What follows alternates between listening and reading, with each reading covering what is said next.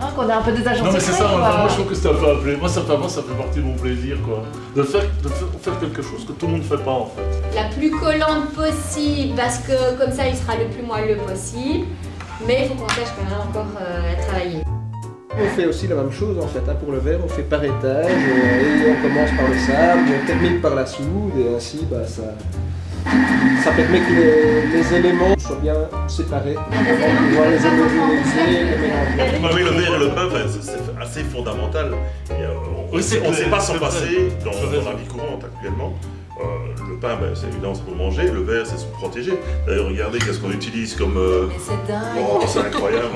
Non, et puis après, c'est un mélange d'ingrédients pour après terminer par une cuisson. Et donc, dans le verre, vous avez aussi un mélange d'ingrédients terminé par une cuisson. Et si on aime bien faire du pain, on aime bien faire du verre parce que c'est le même process quelque part. On voit, tout le monde voit du verre comme du verre à vitre, mais c'est bien plus compliqué comme tu disais tout à l'heure. Je ne sais plus qui disait ça tout à l'heure, mais c'est bien plus complexe que ça quoi. Non mais ce qui est important ici, au centre de recherche notamment, c'est ok on a la recette, mais il faut savoir ce qui se passe réellement de manière réellement au niveau de la farine, au niveau de la molécule et au niveau des trucs. Il ne faut pas simplement suivre la recette bêtement, je dis il faut comprendre ce qui se passe derrière tous ces mécanismes, derrière toute cette fermentation, derrière toutes ces réactions chimiques. Parce que c'est ça qui permettra d'avancer, de faire avancer la recherche aussi, c'est de comprendre tous les mécanismes qui sont derrière.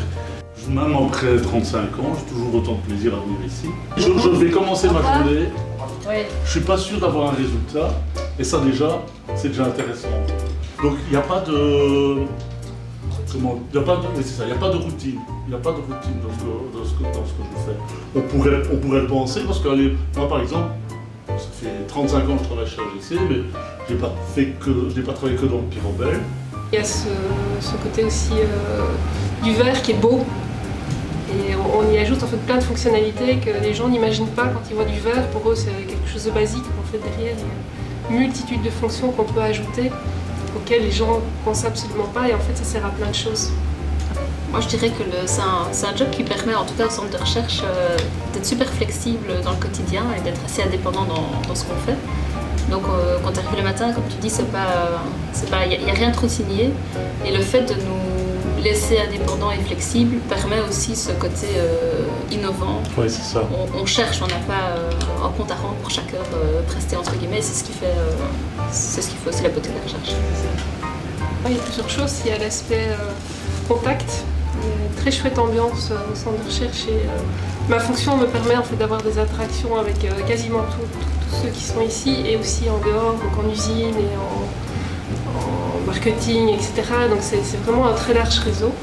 Oui, maintenant c'est vrai qu'on a quand même des Tchèques, on a forcément des Japonais. Il n'y a pas un seul jour où on ne parle pas anglais parce qu'on a des réunions avec d'autres personnes, que ce soit ici sur site ou que ce soit en vidéoconférence avec les usines qui sont en Espagne, en Russie, aux États-Unis, au Japon.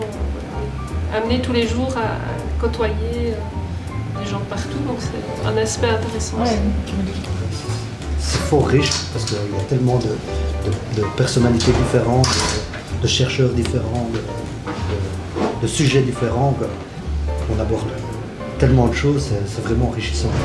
On n'a pas de compte à rendre, enfin si, fin d'année, mais je dirais pas au jour le jour.